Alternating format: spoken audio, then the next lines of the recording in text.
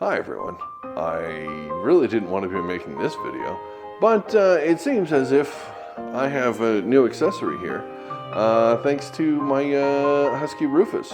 We were going for a walk and I was going that way and he went that way. Yeah, popped my shoulder right out and took a muscle with it, so that's super fun. Hurts like heck, and I've tried cooking a few things, tried just making a sandwich, and that doesn't work at all. You need two hands for a lot of this stuff. It's hard. So, and the pain is real fun too. So that's a limiting factor slightly. But yeah, I won't have a new video for you anytime soon. Maybe, hopefully I do. But I'm going to see what I can do. I've got a couple of ideas on how to be able to do stuff, but until that gets worked out, I can't promise anything. I'm trying and all that. I do have a bunch of my old videos that only 12 people have ever seen, so I think I was 6 of them. If you want to go back and watch some of those, that's always a thing, right? There you go.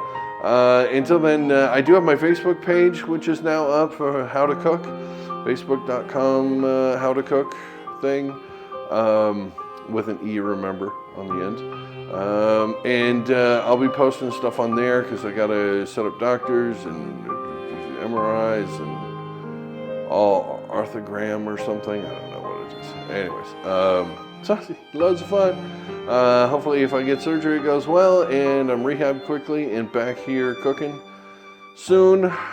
Until then, thank you for watching, and if you're watching this and you haven't subscribed to the channel, you can always do that, and then you'll know if you hit that little bell the moment I come out with a new video. It might be tomorrow, it might be a week. I do have an idea though, so I might have something by the end of the week. I might have a couple things by the end of the week.